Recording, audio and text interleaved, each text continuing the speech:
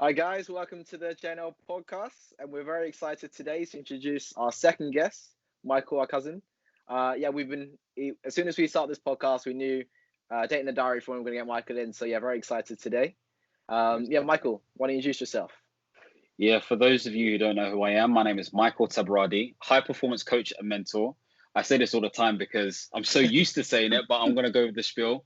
So I help self-ambitious professional millennials increase their productivity, enhance their performance, realize their priorities, and live their life on purpose. So that's a little bit about me. And yeah, I'm sure you'll dive into some questions as well.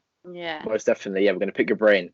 So Louise wants to start off just finding out a little bit about what you're doing right now. Yeah, I'm going to start off. So I just wanted to know, just tell us about, your journey with the NHS, how it began, where you are now, and the highs and lows of it, I guess. Just, I think.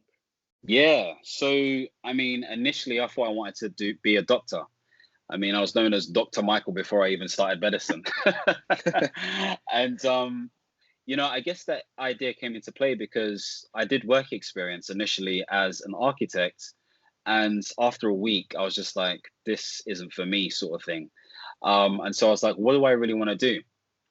And so it suggested medicine, but I didn't really entertain it at all. I was just like, whatever, let me make the decision. And as time went on, I was like, okay, I'm good at science. I like working with people. I want money and I want prestige. And at the time, that meant doing something like medicine or law. So I was like, yep, I'm down. And so I didn't quite make the grades at A level, but I got good grades, And so it kind of left me in a sticky point where I needed to decide, what sort of path I wanted to go down. And so I got alternative offers from university to do medical biochemistry. So I took that. Now, I really enjoyed the course, and there was an opportunity for me to work really hard in my first year and then convert to medicine. And even though I got one of the top marks in the year, I preferred to have fun and really live my university experience. Hear that? Rather than worry about medicine. I just thought, I just worry about medicine another time. So uni was a great time to connect. As you saw in a quiz last 2 days ago, whatever. It was about parties for me and setting up big parties and everything else. But in the same instance, that ambition was there. And so I decided to go down the GAMSAT route, which is basically graduate medicine. And essentially what that allowed me to do is accelerate that course. So do it in 4 years rather than 5. And also get a huge discount because I was seen as a graduate mature student. But it took me years to even get an interview for medicine. I didn't even get an interview because it was so competitive. And it's not that my grades were bad, but they did it based on a binomial distribution. And so my sort of score was always past midpoint, but wasn't enough to really secure an interview. And so after the 5th sort of session or whatever it may be of trying for this exam, spending £350 each time. Oh my God. I was like, I know, out of my own pocket. I thought, I'm not doing this. I'm not doing this anymore, especially at a young, 22, 23, 24-year-old. Yeah. And so whilst that was happening, I had already had a vision to boost my NHS experience knowledge in terms of being a manager and everything else, because I started working in the NHS back in 2010, just doing admin stuff. And I was like, okay, if I had the clinical experience and the managerial experience, that would make me a really competent person, because I can see right now that they don't talk the lingo, they don't talk the language. And around that time, the NHS was moving towards something known as the reforms, where there was more power from a clinical standpoint, but they needed support from managers. Anyway, I'm really longing out this story. No, it's good stuff. But anyway, so, what ended up happening was graduated from uni, wasn't too happy with what I got. I was like, oh my gosh, I'm not even doing medicine right now. So I went into admin within NHS, within St. George's, did a year and a half of that, really made a name for myself. I was like, I'm going to connect with people. I was always talking with people. And so one person I used to work with was like to me, how's work going? Can I swear on here? I'm not sure. You can swear profusely. Yeah. I said it's going a bit shit, yeah. Yeah. And they're like, okay, well, we got some roles coming up, and if you're interested, be happy to apply. And I was like, okay, cool, let me check it out. And so I was like a low grade band 2, band 3, but on agency, yeah. Yeah. But this role was a band 5, which is roughly, I don't know, 30,000, whatever it is. Yeah. And Amazing. I was 22 at the time. Yeah. So I was like, okay, cool. Let me apply for this. Yeah. And so I got an email, and it said they changed the role from a band 5 to a band 7. So this is roughly like 45K, you know. Yeah. And so in my head, I'm just like, I can't do this. This is like proper imposter syndrome. Sure. And you know, I spoke to Stephanie about it at the time, and she was like, well, you've already started the application. What have you got to lose? You might continue. Typical Sagittarian talk, yeah? Yeah. She's like, you might as well continue, you know, Yeah. sort of thing. And I got an interview, and I was like, okay, cool. So prepped for it. I just made up some shit. Like, Yeah. not even made up. I made it sound bigger than it was. The gift of the gab. So got into the interview, came out, and they told me on the day that I scored the highest, even though I was the youngest guy there. Amazing. And got the job. Amazing. And so that set off my campaign. And so, long story short, did that role as an assistant project manager, then went on to become a payments officer for NHS England. Then I became a contracts officer, then a commissioner, then a senior commissioner. Yeah. And obviously right now a senior implementation manager as well for NHSX. Yeah. So yeah, that's my journey. Yeah, really interesting. And yeah, I definitely can. My friend did the exact same thing as you. Went into biomedical science to begin with the view to one day change to medicine. And in fact, I'm sure I hope you won't mind me saying this. Applied every single year from the first year, and it's just an absolutely crazy experience. Like people, and I've seen multiple friends actually do this. Consider going to different parts of Europe to do it, wherever. And what he actually, funnily enough, did. I think after his 4th application, he was going to convert to computer science, and he did that. Halfway through the year, he finally got in, and he said, "This is the last year I'm going to try." And now he's moved up to Sunderland to do it, and yeah, he started. But it's not just a simple thing about wanting to do this thing, is it? It's logistics sometimes, especially at our age, where you've got to weigh that stuff up with money. So yeah, I'm sure a lot of people can relate to that, even in different fields. Yeah. The fact that you're paid sure. different applicator, it's just crazy. It's actually crazy. Like, you guys are like doctors are actually needed, yet you have to spend so much of your own money and hard work getting there. Yeah, 100%. I mean, even so, obviously, I didn't get in the first time round, you know, via the UCAS route. But then the other routes, of course, you have to spend money. And this exam was a 6-hour exam, 3 different bits, nothing to do with medicine. So you can imagine, like, 6 hours each time. And you have to, it's not quantitative reasoning or anything like that, but you had to write 2 long essays in an hour, I believe. What? There was a 2.5-hour science exam. So sort of like first year grade physics, chemistry, and biology. And there was another one as well. I don't remember what it was. Yeah. But yeah, interesting stuff. Yeah, and I've heard the process, and some of them there's little stalls where you've got like role play things, and I think it's just there to try and break you, kind of thing. And yeah, no, it sounds crazy, but again, yeah, I love your story about how you got to where you are now. I mean, I remember I was in a similar position to you. I just finished my degree, and I eventually got into sales for a year, and that same thing where you apply for something and it's a number that's slightly higher than you thought you would ever get to until you were 30 or whatever, and you're like, that's not for me, that's for someone who's been in this for 10 years. That's been, you know, and but yeah, I think Stephanie was right for pushing you, because it's not just sometimes people say gift of the gab to say like, oh, no, but that's what you needed. Like you say, you needed to be able to speak to people and network. That may have felt like not like you were using a skill that wasn't valuable, but it was the skill, you know. And I think so I think they say that 67% of successful jobs are due to the fact that people network with other people and get the opportunities that way, whereas the other 33% is through applications. So it is who you know. I'm sorry. It's I mean, nepotism. it is nepotism. It is. You know, I clearly see it.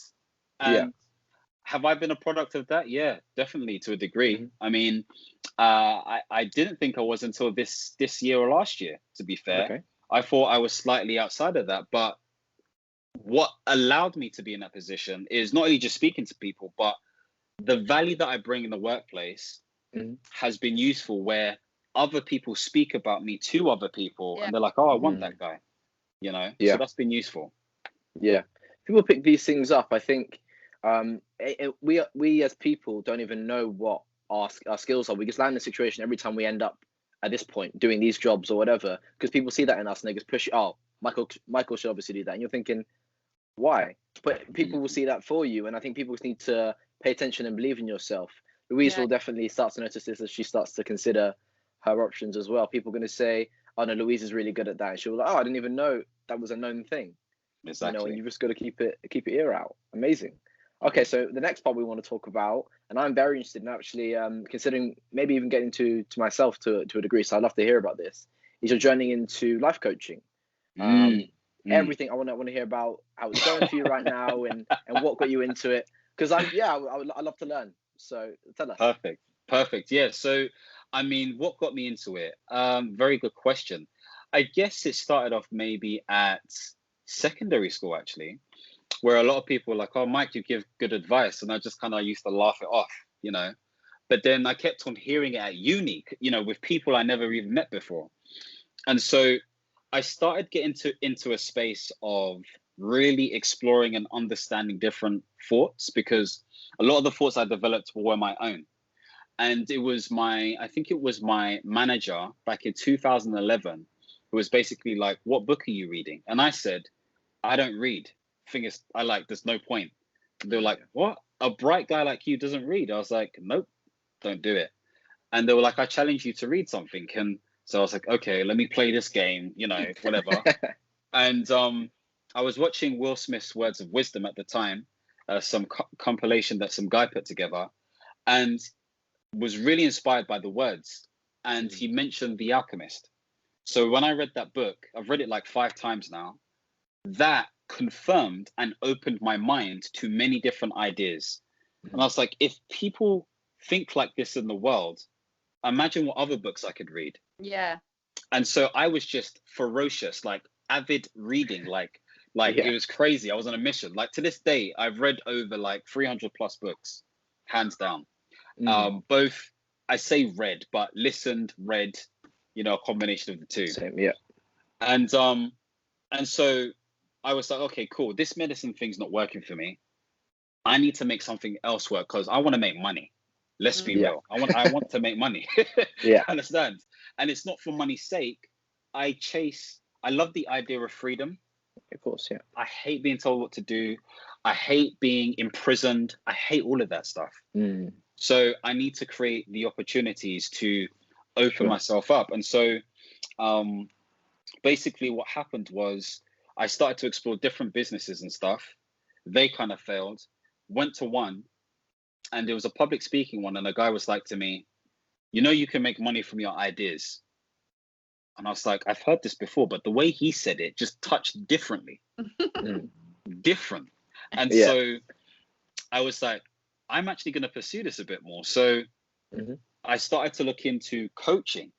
Now, bearing in mind, from 2011 onwards, I had a Tumblr called Gusto AT, where I used to write stuff around friendships, relationships, I remember, spirituality. I just wrote about anything, and people enjoyed it a little bit. So I already was formulating my thinking. So I'm coming to a point here. It all kind of fits together. And so I went to a Les Brown event after that advice from that guy back in 2015, paid for a VIP ticket, and loved that guy. He's my spiritual godfather. And he was like, I asked him a question, didn't know what I was going to ask him. And he said to me, before you carry on, you've got an amazing speaking voice. And I thought, what? The granddaddy of public speaking said to me that I have a great speaking voice. So literally that day, I did a YouTube video to practice my speaking. Yeah. And so I started to publish those things on Facebook. And then from there, I started getting people ask me about doing speaking engagements. I got people asking me to help coach them. And it was a combination between life coaching and developing their personal brand. So that taught me, okay, so there's something about releasing content out to people and educating, entertaining, or empowering them in some sort of way. And so I thought, okay, I need to understand how this model really works. And so I started to get more and more coaching clients, even though I had no formal qualifications. This was back in 2015, 2016. Okay. And so it was only back in 2019 where I paid, well, I didn't pay for it, my work did, paid for a formal coaching and mentoring qualification. Okay. Oh, your And work. so Amazing. do you know what? It's amazing now, but it took me so long to get that because I was a commissioner. What the hell has that got to do with coaching? Yeah. But again, thinking creatively, I was like, no, you need coaching because you become a better communicator. You can negotiate better. You can influence better. These are all skills that you need. And so they kind of bought it and they paid for it. It's like $4,000. Yeah. And so this was like a 9 to 12 month course. That opened my mind even more. I mean, I knew I was a decent coach before, but now what? The models, the contracting process, how it's all set up, all of that kind of stuff. And so I decided to take on 10 free clients because I was like, okay, I'm going to act like I've never coached before. So I put out a post on LinkedIn and I said, I'm doing this coach training. And if you're interested, this is what I'll be covering. Got loads of messages, had my 10 clients literally straight away. And up until March, I had a whole bank of testimonials and I basically had all of this experience. And so what I did, I packaged that and put it into my content, my website, and to other people. And that's how I started to sort of like attract clients. Okay. Last year was the best year for me in terms of like finances for my coaching stuff outside of work. Amazing. Despite the whole sort of like COVID-19 thing.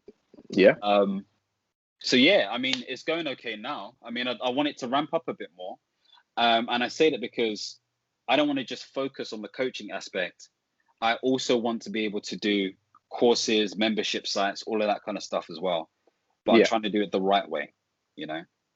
Amazing. So for people who, whether it's life coaching, like I want to ask you more about that more specifically, but more generally, if people that have a side passion, a side business, whatever it might be, what does that look like for you in terms of how you, because obviously you've got a full-time job, right? So is that the weekends? Is that the evenings? Is it circumstantial on what you're doing with work? How do you fit that in? And how has that progressed over the years? Yeah, I mean, if you're clear about what you want to do, you'll do it whenever you have the time. I mean, yes, it's nice to say in the evenings, weekends, etc., but I do it whenever I have the time. It's that simple. If we're talking about averages, I mean, I'll probably start at like 6 and finish 9:30, 10, sometimes 11. It just depends what I'm doing. On a daily basis? On a daily basis, without fail. I mean, it's only recently now where I've kind of like slowed that down because screen fatigue is a real thing. Yeah. It's real. You know, I've definitely had burnout during this time. Yeah. More so because of work and less because of what I was doing outside. Kind of experiment between the two. But what is important for this is having an idea of what the path looks like. So the sort of things I actually do is content creation, content distribution and scheduling, actual life coaching and preparation, continuing to educate myself, you know. So those are the and planning as well. Those are the main sort of like activities that I do. Yeah, no, really interesting. Because no, as I said, so I did the whole thing, like I was saying. I went into the big money job or whatever after uni, and kind of chased that for a bit, and then much in the same way, a kind of combination of what you were saying with the medicine thing and also the what you're doing now with your passions. I realized my passion was in psychology, and the potential routes down there, but the path forward is definitely as convoluted as some of the stuff we were talking about with medicine and stuff like that. But I with lockdown, I kind of went into it. And long story short, I'm in that now. And I spoke to a life coach the other day. And obviously, I know quite a bit about life coaching from you, but I picked her brain because it was through a charity thing I was doing. And it just got me thinking, like, I need to find a way to have a business that will complement what I want to do as a therapist one day, but will also complement the fact that, bring us money right now. And like you say, you're always learning, but it's not a thing where you need to go through all these hoops. If you're a good coach, that can be a basis. And I definitely think it's something a lot of people should consider. If you have this thing where you feel like you're giving advice. I remember one time in sixth form, I had a friend who he said he loves sports, right? But he didn't really know what to want to do with uni and whatever else. And we had a talk on at the school. Somebody who was a sports broadcaster, and I said, let's go to that and let's listen to it. The broadcaster ended up saying he went to university, did drama, blah blah blah, his routes to getting there. And I said, look, you should go to university and you should do drama or something like this, and then convert to look at this route and contact that guy and whatever else. I convinced him. We went to university. I don't speak to him that regularly now, but I can see that he's obviously done very well for himself through that. He's obviously loved the experience, and just like you, I can definitely see, like, again, it's one of these things that you don't realize you have until you look back and think, oh, I fell into that role and this role. So yeah, I always keep up with the content, and I'll be looking to see how I can shadow that a little bit, because it's a very interesting thing to get into. I mean, yeah, 100%. I mean, what I will say is that coaching as a thing is not just subscribe to life coaching, so to speak. I mean, once you have the training, you realize you can coach a broad amount of people. And so the niche thing is just more about attracting the right sorts of people. I mean, I call myself a high performance coach because I realize that's the sort of thing that I emulate or attract, in terms of problems. But again, I mean, if we're looking at my library, if you ever wanted to learn more, this is the book. This is the book. Okay. Seriously, this is the book that has it all. Yeah, because John Whitmore, you could call him the father of coaching. I'll just put it there. Actually, no, let me do it properly because it's going to frustrate me. But yeah, I mean, a lot of, like, obviously you're studying psychology now. When it comes to, I think it's humanistic theory, so to speak, you've got the likes of Abraham and Carl Rogers. And so a lot of therapy / coaching really stems from that practice there. And so understanding that coaching falls down to three main things. Number one, it's about improving the self-awareness of the individual. Number two, it's about getting them to see real choices that they have, whether they agree with them or not. But number three is giving them the impetus to be enabled and empowered to take action by themselves. And you do that through deep and effective sort of like listening, or should I say deep and active listening. You do that through powerful and effective questioning, and also managing your supervision, which is basically emotional intelligence. Yeah, no, really interesting. I actually, I just thought, through speaking about this, I just thought of something. So I said that I spoke to his life coach through a talk hosted by my charity, right? We had a meeting this week, and I don't know if I should be saying this, but I'm going to.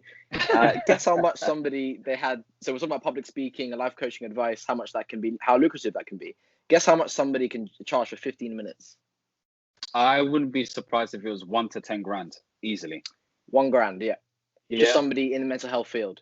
Guess 1,000 15 minutes words. 100%, yeah, definitely. Somebody else they had is a TV presenter, lesser known TV presenter, 5 grand for the hour.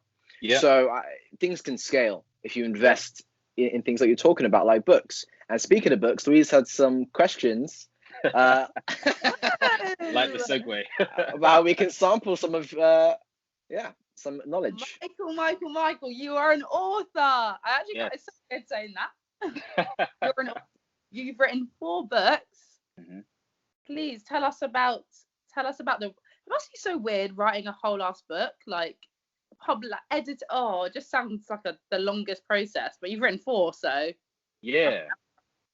I mean, to be honest with you, I just wanted to prove I could do it.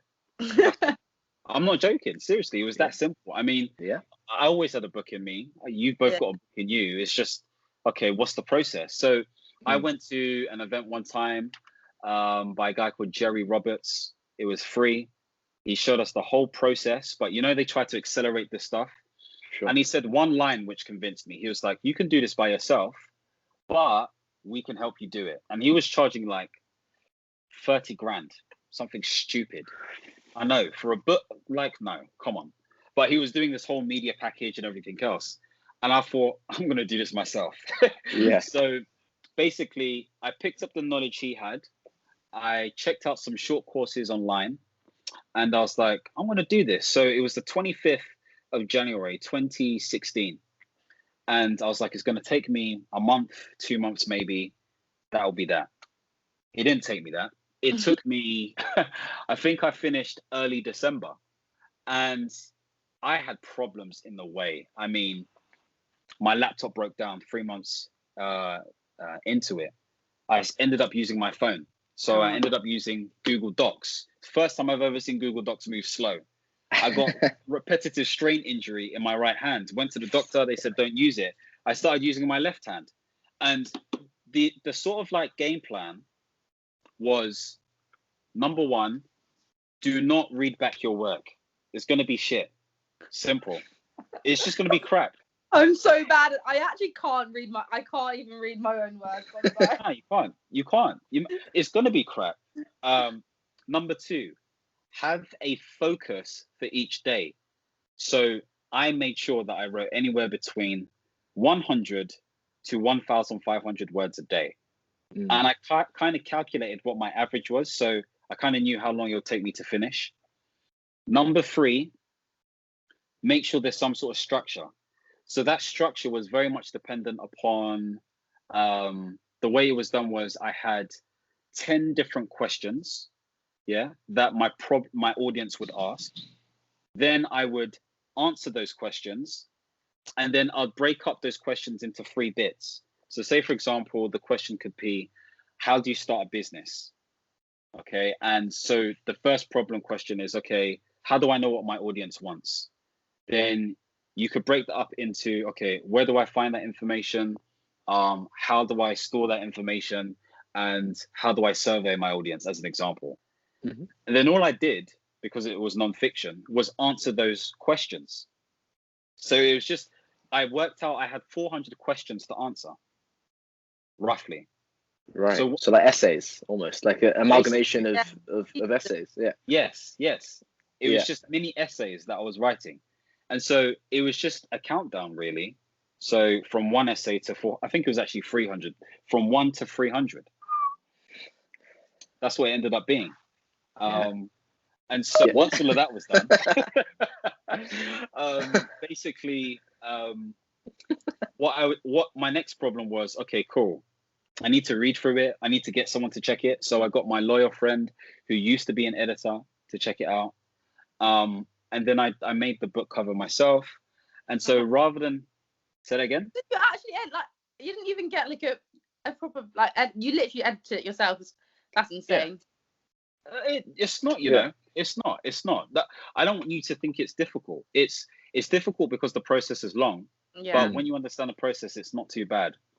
And so I just used Photoshop for that. And once I got that into play, I just wanted it on Amazon. Now, I could have done it independently with another book company, but I just thought, let me just get it on Amazon for now. Mm-hmm. And so they do print on demand. That's how it works.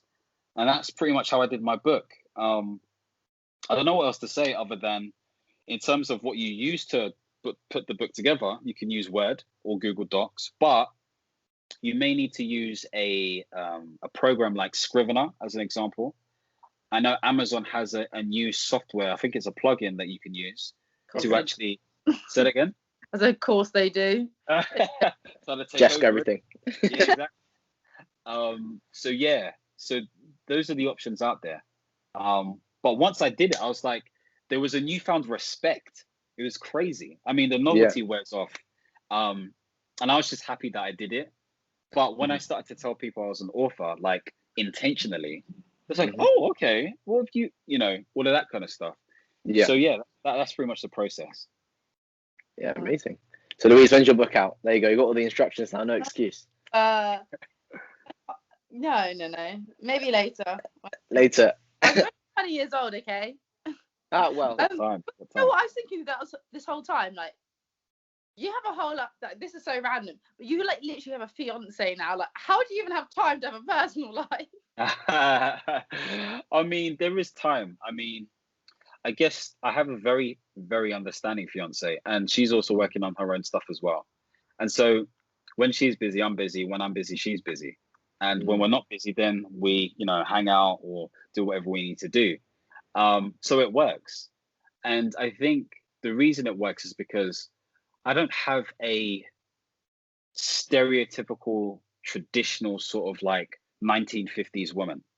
That just wouldn't, our characters wouldn't work for that. Sure. She's very open-minded.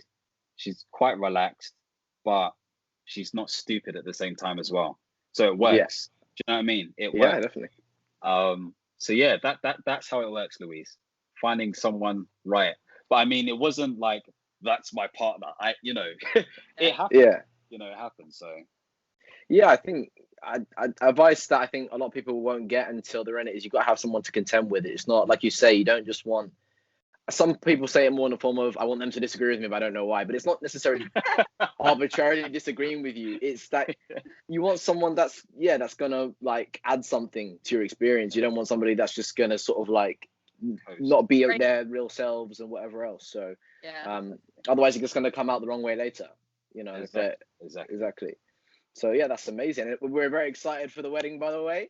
So excited. Sometimes I just randomly think, I'm like, what are my plans? So like, I'm like, oh, I've got Alex and Shadi's wedding, Mike and Stephanie's wedding.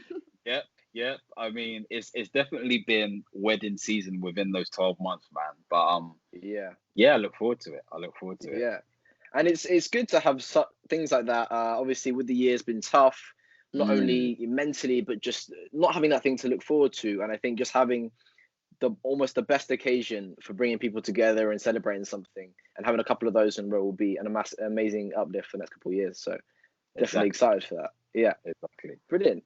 So speaking about the future, look at all these segues. I didn't know planned. We want to know, what is next? What are your aspirations? This can be a 30-year plan. This could be next year. I just want to know what's next because I'm excited. I want people on this to follow you.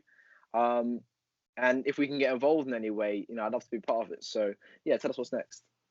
Yeah, so from a personal standpoint, obviously there's the wedding, there's a new house as well. That's definitely in the horizons. Oh, cool. From a career aspect, I mean, I'm definitely looking more down the independent route. I've built up about 11 years worth of experience within the NHS, which is a long time. But I definitely have the skills to do it on my own. So contracting is an option now. Definitely more money there. It's lucrative, but stability-wise is questionable. Yeah. So just, when you say contracting, so obviously you work in the digital side and the management side of the NHS. What would that look like in terms of contracting? So would that just be business advice in general, or? It could be anything, really. I mean, I could literally act as an employee within the NHS, but be a contractor and do things around strategy and ops, change management, project management, etc. Or I could be like, you know what, I'm going down my own route and, focusing on organizational development, culture, leadership, etc.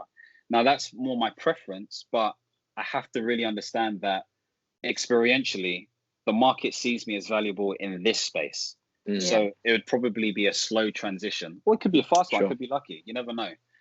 So that's been explored.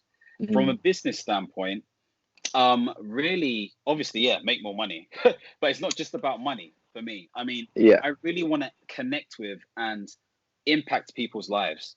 And so the ways I want to do that is I am actually starting a network where people can come in for free, but there'll be different tiered levels where they can pay me on a monthly basis to get exclusive content around leadership development, personal development, money management, whatever it may be. There's going to be multiple different things. So, generating income more from there. Courses is another big thing. Definitely going to be creating more courses.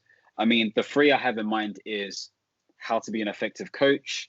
Another one is the fundamentals of leadership. And another one is personal development 101, we're calling it. Let's just say, for an example. So those are three sort of like pillar courses I'll be doing and bridging stuff out of that. And the last thing is setting up a consultancy, Thinking that I feel like I thought you were getting to that, but I wasn't like, I was like, yeah. 100%. So Yeah. I mean, I don't know if you guys have ever come across Mastery before. Yeah. Yeah. So Mastery Group Limited is the sort of like vision, Mhm. all encompassing things, very corporate, professional, etc., etc. So I've already started building the assets for that, and I've been speaking to a lot of people. But it takes time because it usually is down to what you've done before in your past place and having the right networks. Mhm. So again, I don't know how long that's going to take, but I'm building the assets for that as well. Yeah. So those are the main things. And so hopefully that will make me a billionaire. Yeah. So I mean, so Is if that- I gave you a is blank check. Oh, that sorry. No, no, it's aim? Billions. Billionaire. I mean, look, Now. if I get to a point where I'm comfortable, yeah, Yeah. I think I worked out that that's roughly I think it was something like £25,000 a month net. Okay. Yeah, I know that's like whoa, and Comfortable. some people may be like that's a lot of money, but I mean I've been taught by people who make that easily because of the way they've set themselves up and because of how they've marketed themselves. So yeah, if I know I can make that at some point, that's great. But then the rest of it just becomes a game.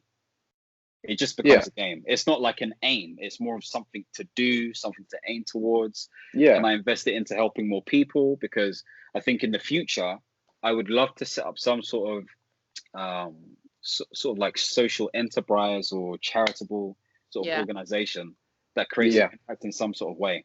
You know? Yeah.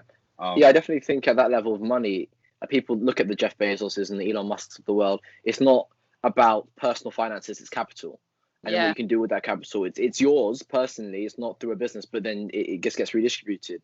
And I see that as exciting. I see that as exciting for the wider masses. People always think of it as an individual thing, but the first thing you just said there was, what can you do socially and things like that. And so if I give you a blank, then so I as keep well. cutting you off. I keep cutting you off. Go. Talking stick there. Yeah. Oh yeah, talking stick. Sorry. Like I feel like you know people. Like I feel like you could see a valuable person from a mile away. So I feel like you'd be very good in finding that one person that could create you and them like way more money as well. I really, really hope that is the case. You know, I mean, it's interesting to see because a lot of people around me are starting to pop off. You know, they're getting noticed way more in the media, or they're making more money in a certain space. So I know it's going to be a matter of time. I just know for my industry, it is harder because let's say, for example, if I was focusing on health or money, everybody needs that. Yeah. Whereas with personal development, you know you need it, but unless you have like a mental health angle, even then it's hard to really make money from that. And so people are banking more on me as a person as opposed to the niche or industry that I'm looking into. So that's something to remember, at least for yourself, Jeremy. You know, the personal brand is very, very important. And that's why I take a lot of the approaches that I take. Yeah, definitely. Now, I was just going to ask, so if I gave you a blank check, obviously you've got the house and the wedding to think of financially, and those are some of your biggest considerations in the next few years. But as an investor, towards one of these current projects or future aspirations, let's say 10 grand, 50 grand, whatever, you know, like a sizable amount of money, where would that go straight away? If you had a quick ticket to speed one of these things up, what would your priority kind of be? And who knows, for myself. Watching. Where would my priority lie? Got Warren Buffett sitting in front of you right now, ready to invest. So ask the question again. Is this money that I would spend for myself or for other things? No, so I'm saying, bear in mind, obviously, I know that when you're thinking of that kind of money, you'd probably be thinking about personal finance. But that aside, if you had somebody, an investor, who was willing to invest in you because he recognizes your personal brand and everything else, what is it that you're thinking, okay, I did have this plan for this thing that may or may not happen. With the money, I can get this started now. You know, where would you inject that in? Easy marketing, straight away, 100%. Like, I can see the value in it. I mean, to be honest with you, I used to run a lot of Facebook ads, Mhm. but really and truly, and this is based on courses I've been on and stuff, they say you need 2 to 3 grand a month to effectively market on Facebook. Yeah. You know, I don't have that a month to spend on marketing. So I would do that straight away because I know I'd get clients. Even with what I did before, I was getting clients, but the quality of those clients was slightly different. Yeah. You know, so that's what I do hands down. And then once I was able to prove concept, I would reinvest that money into more marketing, but also I would slowly start to build a team. So it would start off with a VA, a virtual assistant, and then once I had that person, they may have a PM role of sorts, whatever. I'll get someone to do my media and graphics and everything else. Then I'll get someone to do other parts of the business. Right. Start automating. Yeah, definitely, 100%. So marketing, recruitment, and then automation. Okay, Louise, so you got an internship role ready for you this 100, summer or if you're next. interested, let me know. I mean, I'll do it for free. Yeah. Yeah, I was thinking if I was a trainee life coach, I would happily intern for you. Let's say I had this summer or whatever it was, and I had done a qualification. I've got mental health qualifications as well. I presume that you're the only coach within your brand at the moment, and it's your business from you, or is that? Well, this is the thing. So I do have people helping me out, volunteers. Basically, it's Stephanie, my sister, and 2 friends, and we meet every 2 weeks or so, and they have stuff they need to do, and obviously I have stuff I need to do, and that started pretty much last year, but it has been very, very helpful. I mean, Amazing, yeah. But in terms of like the idea is that once I get into a point where I'm in demand, then I want to just shift it onto other people. I don't want to be coaching those individuals, and I'd give them a commission, and I'd get the other part. So yeah, if you became a life coach as an example, you know, there'd be an opportunity there for you to do that as well, bearing in mind that I'd have to be in demand, etc., etc. I mean, and I've got the software for that as well. And even to add to that, sorry, the aim is to not life coach willy-nilly. Yeah. Like they need to go through the value ladder. You know, check out my free stuff, check out my book if you want to, get my course. If you're really serious, then we can sit down one-to-one. But I'm not at that stage yet. So I just obviously it needs to be humble. I know what the vision looks like. I just need to sort of build that up. Yeah. Yeah, very, very interesting. I think all the little different parts of what goes into this, if you break it down, that's the way people need to approach it, and it's very interesting to hear. And I'm sure a lot of people listening to this will just be like, "Oh yeah, I could do that," or "I could do that," and then, but it's a process, and it's a very interesting process for sure. Most definitely. This has been a growth episode. I feel like we have learned as much as any viewer will. Huh? I might, especially with all the stuff you were saying about uni and the different directions you were taking. I just feel like a lot of people my age just go in thinking like it has to be linear. I have to do this. Like this is where I need to go. But yeah, I feel like a lot of people don't realize that life just takes you where it wants to take you. Like 100. I mean, expectations. I mean, there is a level of expectation and there is a level of, you know, intention. You know, I'll always say that, but I've said this all the time. Life is one big fat experiment, and you're the scientist. You have a hypothesis and you test it. And once you get to your conclusion, you just create another one. I mean, I remember, I think at the age of 24, 25, I interviewed 4 directors in the NHS. And I asked them, did you have a plan for where you're at now? And they were like, no, not at all, actually. Yeah. I was like, okay, so what has worked for you? And they said, number 1, having a really strong network that you can depend on. Number 2, taking opportunities and not being afraid to. But number 3, being in a position where you show inquisition and you're not afraid to ask for forgiveness later. In other words, if you see a problem, fix it, even if it isn't deemed the right thing to do. What is right after all, you know? So yeah, I used to have that same problem, Louise. I thought that you have to follow a plan, and that's all rubbish, man. Just stay in a moment, have some sort of like high level end goal. Yeah. Know your values, and that drives you. it kind of becomes intuitive that way afterwards, you know? Yeah, for sure.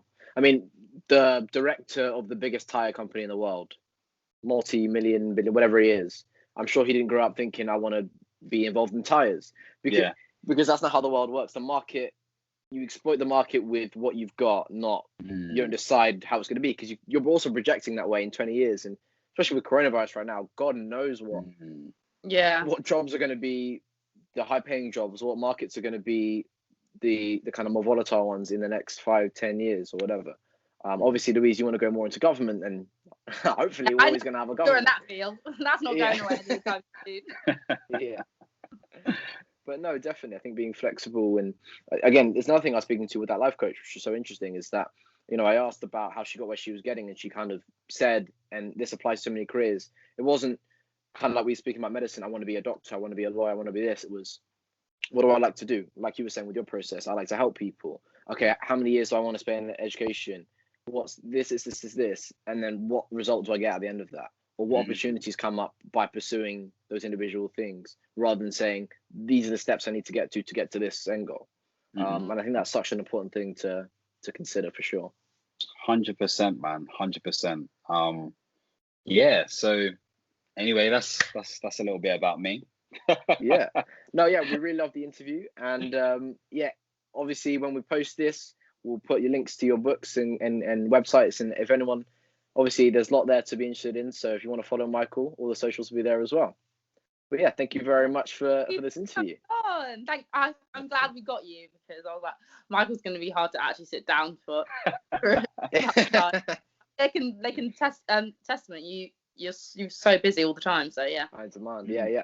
No, I thought, why not just get it done, especially during this time. But just before I go, just so people can hear me say where they can find me and stuff, you can check out my website, michaeltabirade.com. I've actually got 2 free events you can check out. So how to reduce procrastination and maintain and sustain high performance. And the other one is how to become a magnetic expert that is recognized as well. And also, if you're interested in coaching, you can have an initial consultation. So you can click the link in my Instagram bio or go to my website for that as well. Amazing. All right. Yeah, so have a good week, and hopefully we'll see you soon when all this madness is over. And yeah, thank you very much for the interview. Most definitely. Thank you. Bye, guys.